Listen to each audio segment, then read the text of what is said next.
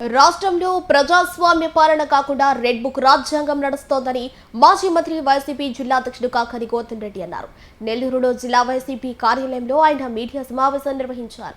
ఈ సందర్భంగా ఆయన మాట్లాడుతూ ప్రశ్నించే ప్రతిపక్ష నాయకులను సామాన్యులను టార్గెట్ చేస్తూ అక్రమ కేసులు బనాయించడం, పాత కేసులు తిరగదోడడం, బెయిల్ రాకుండా పీటీ వారెంట్లు వేయడం పరిపాటిగా మారిందని మండిపడ్డారు. పోలీస్ స్టేషన్లలో బెదిరింపుల వల్ల లోకప్ డెత్లు, ఆత్మహత్యలు పెరుగుతున్నాయని ఆవేదన వ్యక్తం చేశారు. పిన్నెల్లి రామకృష్ణారెడ్డి, జోగి రమేష్, డాక్టర్ పిలిపే శ్రీకాంత్, కామిరెడ్డి సత్యనారాయణ రెడ్డి వంటి నేతలపై కక్ష సాధింపు చర్యలకు పాల్పడ్డారని వివరించారు. ఈరోజు ఎంతసేపటికి ఒకటే, ఎవరి మీద కేసులు పెట్టాలి, ఏ విధంగా అరెస్ట్ చేయాలి, ఆ కేసులకు సంబంధించినటువంటి వాళ్ళని రాత్రి వేళ ఏ విధంగా తీసుకువెళ్ళాలి, హింసించాలి, పోలీస్ స్టేషన్లో కూర్చోబెట్టాలి, కొళ్ళ పొడవాలి, చంపేయాలి, చివరికి చంపడానికి కూడా సిద్ధపడ్డారు. హత్య చేయడానికి కూడా పోలీసులు ఈరోజు లాకప్ డెత్కు సంబంధించినటువంటి దాంట్లో లాకప్ తీసుకెళ్ళి హత్య చేయడం, బెదిరిస్తుంటే పాపం వాళ్ళ బెదిరింపులు తట్టుకోలేక ఆత్మహత్యలకు పాల్పడడం లాంటి పరిస్థితులు కనపడుతుంది. మీ విధానం ఏ విధంగా తయారైంది? మొదట ఒక రాజకీయ నాయకుడిని లక్ష్యం చేస్తారు. ఎవడైతే మమ్మల్ని ప్రశ్నిస్తారో ఆ ప్రశ్నించేటువంటి వాళ్ళు, లేదా మీకు బలంగా వ్యతిరేకంగా ఉన్నటువంటి బలమైనటువంటి నాయకుడు ఏదన్నా ఉంటే వాళ్ళని ముందు మీరు లక్ష్యం చేశారు. ఆ తర్వాత ఏం చేస్తున్నారు? వాళ్ళ మీద ఏదైనా కేసులు ఉన్నాయో వెతకమంటున్నారు. ఆ కేసులు వెతికిన తర్వాత ఒకవేళ కేసులు లేవు, వీలు లేదు, లేకపోతే ఒక కేసు మనమే తయారు చేద్దాం. ఎక్కడ చూడలే, కేసులు తయారు చేసేటువంటి వ్యవస్థను చూడాలి, కేసులు పెట్టేటువంటి వ్యవస్థను చూసాం. పాత కేసులు తిరగతోటేటువంటి వాళ్ళు ఏదన్నా ఉంటే న్యాయంగా ఉండి ఏదన్నా ఇబ్బందులు లేకుండా, ఏదన్నా ప్రభుత్వం ఏదన్నా ఇబ్బందులు ఉండి పడినటువంటి వ్యక్తులు తర్వాత ఫిర్యాదులు చేస్తే ఆ కేసు పూర్వాపరాలు పరిశీలించినటువంటి పరిస్థితులు ఉన్నాయి. మీరు అవన్నీ ఏమి లేకుండా ఏదన్నా కేసులు ఉన్నాయా, ఆ పాత కేసులు ఇరికించడానికి అవకాశం ఉందా వీళ్ళని? పాత కేసులు లేవా, కొత్త కేసు మనమే సృష్టించేద్దాం. సాక్ష్యాలు లేవా, ఏదో ఒక విధంగా ఒకరి దగ్గరికి పంపించి సాక్ష్యాలు దారిని పోయేటువంటి వాడో, తెలుగుదేశం పార్టీకి సంబంధించినటువంటి సానుభూతి పరులో, లేకపోతే తెలుగుదేశం పార్టీ నాయకులు సూచించినటువంటి వ్యక్తులు వాడు చెప్పిందే సాక్ష్యం, వాడు చెప్పిందే వేదం, వాళ్ళ దగ్గర సాక్ష్యాలు తయారు చేయడం, ఆ తర్వాత కోర్టు మీద నిలబెట్టడం, ఆ తర్వాత జైలుకి పంపించడం. జైలుకి పంపించిన తర్వాత దాని తీర్పులు పూర్వాపరాలు పరిశీలించిన తర్వాత ఈ కేసులో ఏమి పసలేదు కదా అని చెప్పి బెయిల్ వస్తే, ఆ బెయిల్ వచ్చే రోజు కల్లా మరలా ఇంకొక కేసు నమోదు చేయడం, పీటీ వారెంట్ చేయడం, జైల్లో నుంచి బయటకు రాకుండా మరలా ఆ కేసును నడపడం.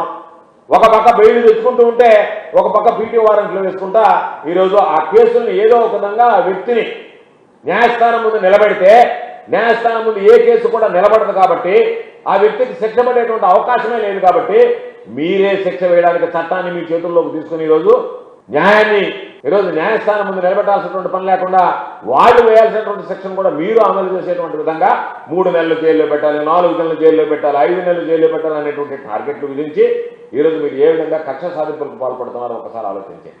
పిన్నెల్లి రామకృష్ణారెడ్డి మీద మొదట ఒక కేసు పెట్టారు, దాదాపుగా పాపం 2 నెలలు జైల్లో ఉన్నాడు.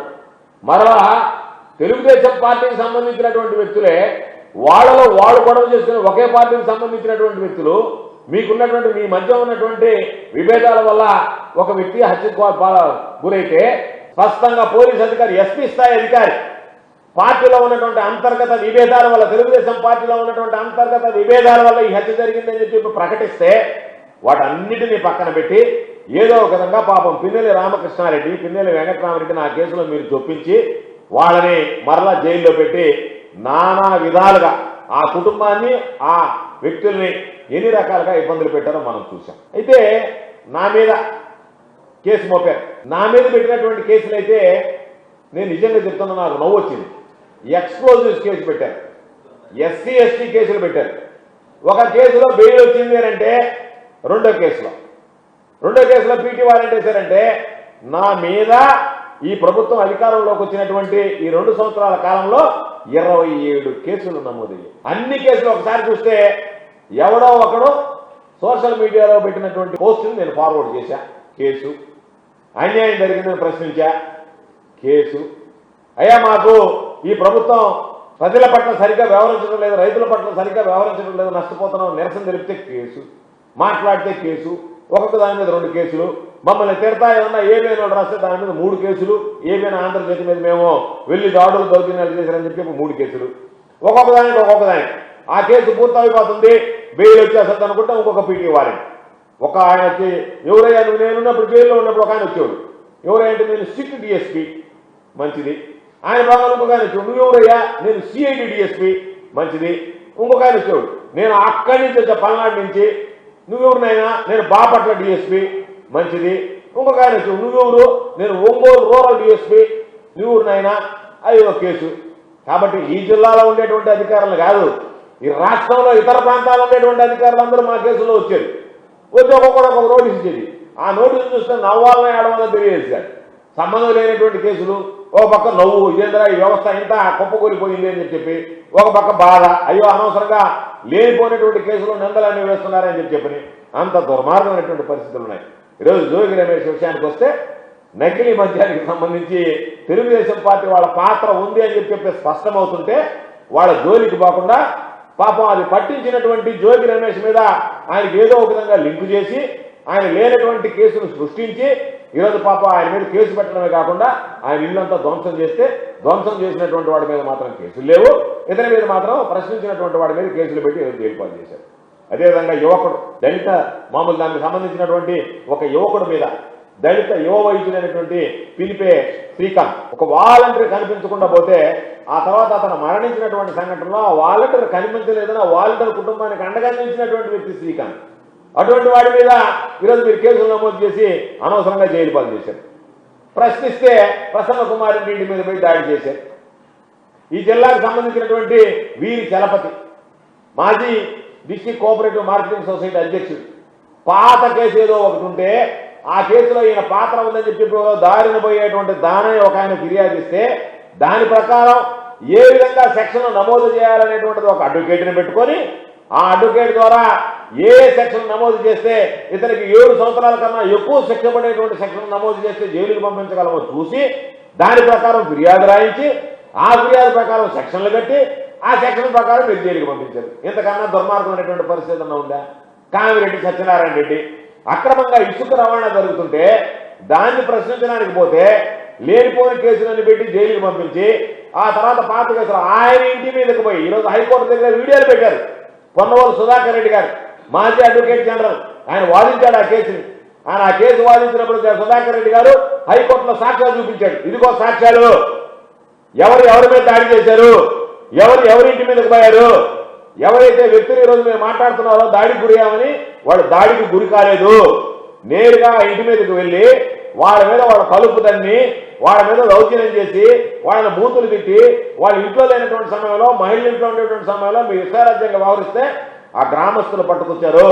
పట్టుకుని ఇళ్ల మీదకి వచ్చి మీరు ఎలా దాడి చేస్తారని చెప్పి అడిగిన దానికి వాళ్ళని పట్టుకున్న దానికి మా మీద మమ్మల్ని పట్టుకున్నారు, దాడి చేశారు, దీని వెనక సత్యనారాయణ రెడ్డి ఉన్నాడని చెప్పి కేసు పెడితే పాపం హైకోర్టు సెలవులు వస్తే దాదాపుగా 1.5 సంవత్సరం ఆయన బెయిల్ వేసుకున్న దానికి కూడా అవకాశం లేకుండా మీరు చేసి ఒక కేసు వెనక ఒక కేసు బనాయించి దాదాపుగా 3 నెలల పైచిలకు ఈరోజు వయసు ఆరోగ్యం బాగలేదు. పాపం ఆయన ఛాతీ వ్యాధితో బాధపడుతున్నాడు. గుండెకి సంబంధించినటువంటి వ్యాధులు ఉన్నాయి. 2 సార్లు పాపం అక్కడే దీనికి వెళ్ళిపోయాడు, స్విమ్స్కి పోయి వచ్చాడు. నెల్లూరు హాస్పిటల్కి తీసుకెళ్ళి వైద్యం చేయించారు.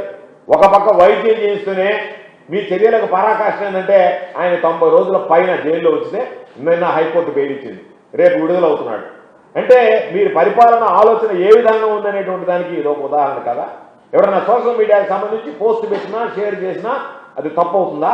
దాని మీద మీరు వివరించుకోండి. మీరు మీ ఇష్ట ప్రకారం మాట్లాడుతున్నారు, మీరు మాట్లాడిన మాటలు మేము చూస్తున్నాం. ఒరే సరే సరే ఇంకా మామూలుగా ఈ మధ్యకాలంలో నెల్లూరు జిల్లాలో అనేటువంటి సాంప్రదాయాలను వచ్చినాయి మాట్లాడుతున్నారు.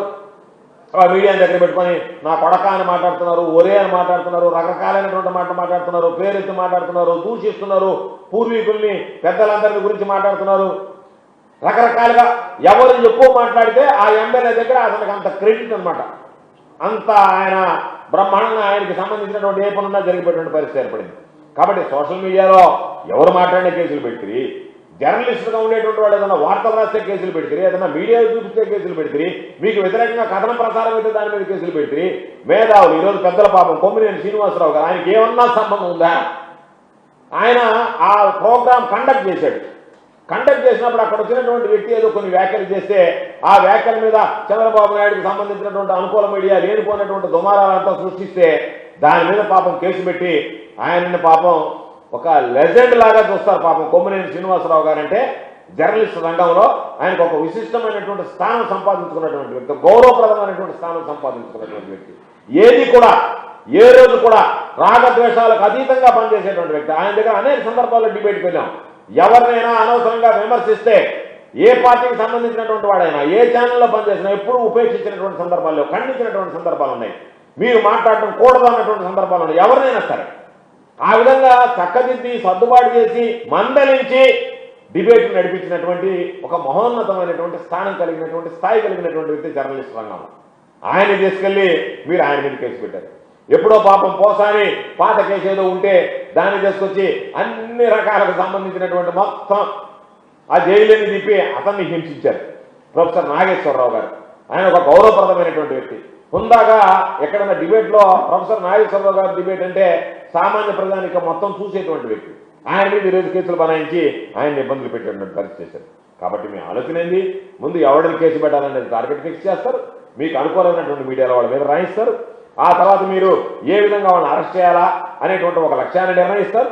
దానికి సంబంధించినటువంటి కేసు ఉంటే కేసు ఉంటుంది, కేసు లేకపోతే కేసును సృష్టిస్తారు.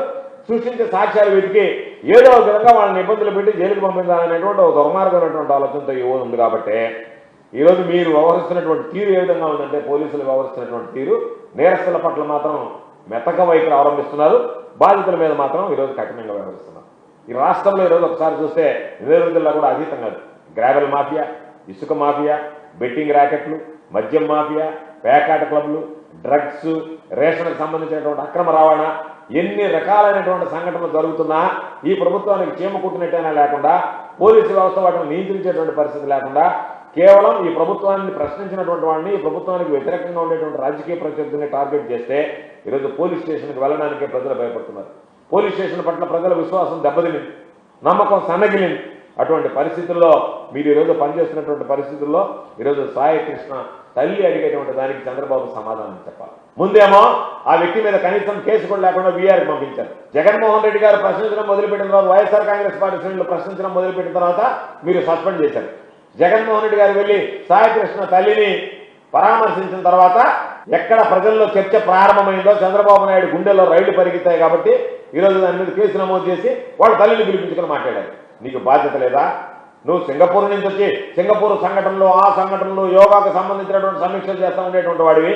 ప్రతిపక్ష నాయకుడుగా ప్రభుత్వంలో లేకపోయినా అధికారం లేకపోయినా జగన్మోహన్ రెడ్డి గారు వెళ్ళి ఆ కుటుంబాన్ని పరామర్శించినంత వరకు కనీసం ఆ కుటుంబాన్ని పరామర్శించాలనేటువంటి జ్ఞానం నీకు లేదంటే, ఆ జ్ఞానం నువ్వు ఆ విచక్షణ కోల్పోయావంటే ఈరోజు నీకు జగన్మోహన్ రెడ్డి గారి మార్గదర్శి కదా?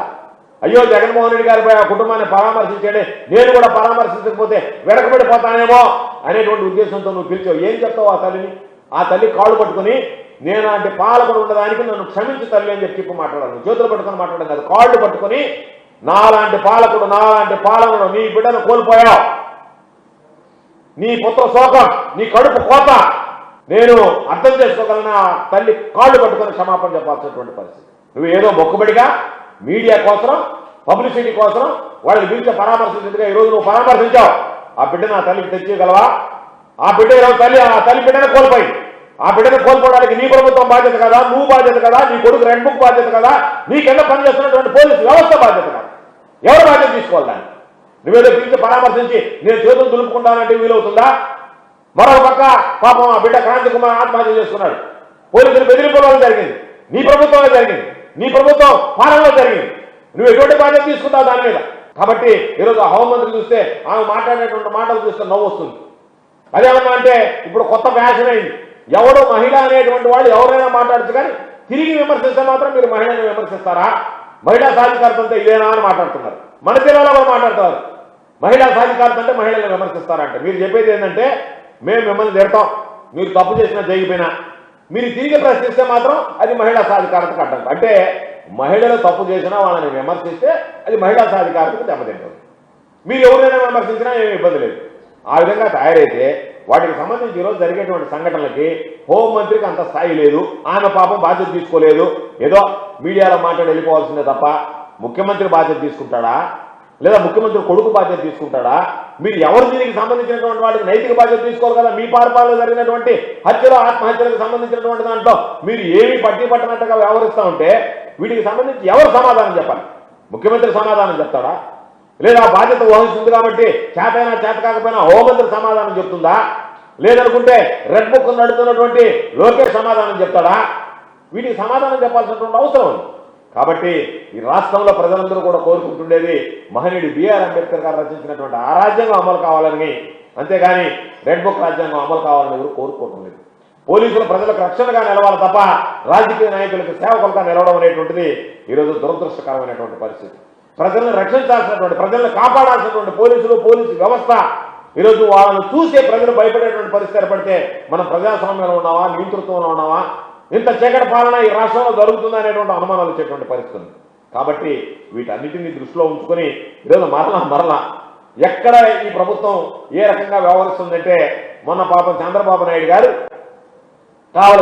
కావలొచ్చి ఒక మత్స్యకారుల సమావేశం పెట్టాడు. నేను తమ్ముళ్ళు అని, అందుకనే నారా చంద్రబాబు నాయుడు అనకన్నా రాగా చంద్రబాబు అంటే బాగుంటుంది, రాగాలు తెస్తాడు కాబట్టి తమ్ముళ్ళు అని. ఇప్పుడు ఆయన వచ్చి ఏం చెప్పాడు, మంట లేకుండా వంట ఉండేడు, ఎవరు చూడలే, అదొక టెక్నాలజీ.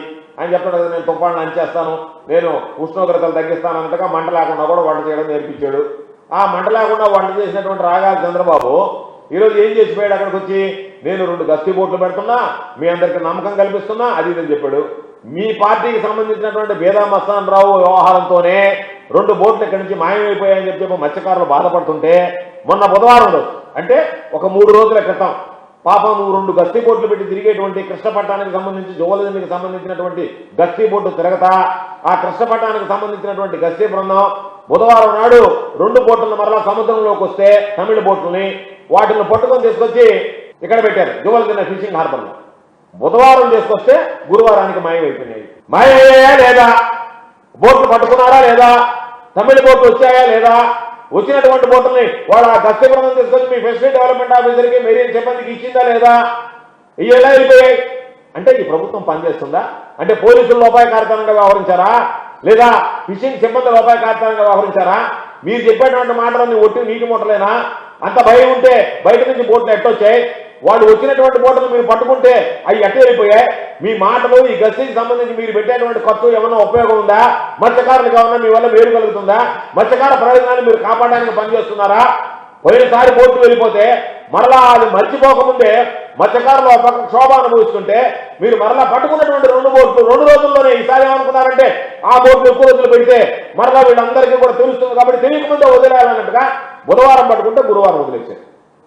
దాని మీద అడిగితే ఎవరు కూడా సమాధానం చెప్పేవాళ్ళు, ఫోన్ ఎత్తేవాళ్ళు, మాకు తెలియదు అంటున్నారు, ఎవరికి సంబంధం లేదంటున్నారు. మేము అడుగుతున్నాం, బోట్లు కృష్ణపట్నం గస్తీ బృందం ఏదైతే ఉందో వాళ్ళు వెళ్ళి బోట్లు పట్టుకున్నమాట వాస్తవమా కాదా? ఆ పట్టుకున్నటువంటి బోట్లను 24 గంటలు గడవకముందే మీరు వదిలేసినటువంటి మాట వాస్తవమా కాదా? ఆ బాధ్యత మీద మీరు ఎటువంటి చర్యలు తీసుకున్నారు? మత్స్యకారులకు సంబంధించినటువంటి మత్స్య సంబంధం దోచుకు వెళ్తున్నటువంటి వాళ్ళ మీద మీరు ఎటువంటి చర్యలు తీసుకోబోతున్నారు? ఆ మత్స్యకార కుటుంబాలకు ఎటువంటి భరోసాను ఇవ్వగలరు? ఏ విధంగా అండగా నిలవగలరు? మీరు మాట్లాడేటువంటి మాటలన్నీ నీటి మూటలు అనేటువంటిది అర్థం కాలేదా? దాని మీద ఎవరు స్పందిస్తారు, ఎవరు సమాధానం చెప్తారని చెప్పి ఈ సందర్భంగా నేను ప్రశ్నిస్తున్నాను. కాబట్టి చంద్రబాబు నాయుడు చెప్పేటువంటి మాటలు కానీ చేసేటువంటి వాటికి ఎక్కడా పొంతన లేదు. కాబట్టి మీకున్నటువంటిది ఏంటంటే కొంత అనుకూల మీడియాను పెట్టుకోవడం, ఆ మీడియాకి వేరే పనే లేదు, వైఎస్ఆర్సీపీ నాయకుల సంకనాకడం తప్ప, వాళ్ళతోటే తిరగడం. వాళ్ళు ఏదన్నా ఎక్కడికన్నా పోతే చెప్తున్నారు వేళ్ళకి ఎదురు దెబ్బ కాదు. రేపు ఏ రోజు ఎన్నికలు వచ్చినా మీ పార్టీలు మీరు వంతపడుతున్నట్టు బాకాలు ఉండేటువంటి పార్టీలు ఉన్నాయా, ఆ పార్టీలకు అదురు దెబ్బ కొడతారు ప్రజలు, గుర్తుంచుకోండి. మీరేదో ఈరోజు చాలా వాళ్ళ గురించి పొగడతా వైఎస్ఆర్ కాంగ్రెస్ పార్టీలను కించపరుస్తా రాసేటువంటి మీడియా, తెలుగుదేశం పార్టీ అనుకూల మీడియా ఏదైతే ఉందో వాళ్ళందరూ కూడా రేపు చూస్తారు. ఈరోజు కోట్లు ఖర్చు పెట్టి బయట నుంచి అడ్వకేట్లను తీసుకొచ్చి వైఎస్ఆర్ కాంగ్రెస్ పార్టీకి సంబంధించినటువంటి వాళ్ళు జైల్లో నుంచి బయటకు రాకుండా, వాళ్ళకి బెయిల్ రాకుండా, వాళ్ళకి బెయిల్ కట్టుకుంటా ఏ విధంగా అయితే మీరు పైశాచిక ఆనందాన్ని అనుభవిస్తున్నారో ప్రజలు అన్ని గమనిస్తున్నారనేటువంటి విషయాన్ని గుర్తుంచుకోండి. ఖచ్చితంగా రేపటి రోజు ప్రజలు మీకు బుద్ధి చెప్పేటువంటి రోజులు వస్తాయని చెప్పి ఈ సందర్భంగా తెలియజేస్తున్నాం. దానితో పాటు ఈరోజు చంద్రబాబు నాయుడు గారు అన్నదాత సుఖీభవ కార్యక్రమానికి శ్రీకారం చుట్టాడు. ఆయన దాన్ని ప్రారంభిస్తున్నటువంటి తరుణంలో ఎంత దౌర్భాగ్యమైనటువంటి పరిస్థితులు అంటే అన్ని విధాలా దానికి సంబంధించినటువంటి గండి కొట్టాడు. 54 లక్షల మందికి వైఎస్ఆర్ కాంగ్రెస్ పార్టీ ప్రభుత్వంలో ఇస్తే ఈరోజు 47 లక్షలు అంటే 46,85,839 మందికి ఇస్తున్నానని ఆయన పత్రికా ప్రకటన ఇచ్చాడు. దాంట్లో దాదాపుగా పోయినసారి ఇచ్చినటువంటి పత్రికా ప్రకటనలో కూడా 10% మందికి చేరలేదు, రాలేదు, వాళ్ళు ఇప్పటికీ తిరిగేటువంటి పరిస్థితి ఏర్పడింది.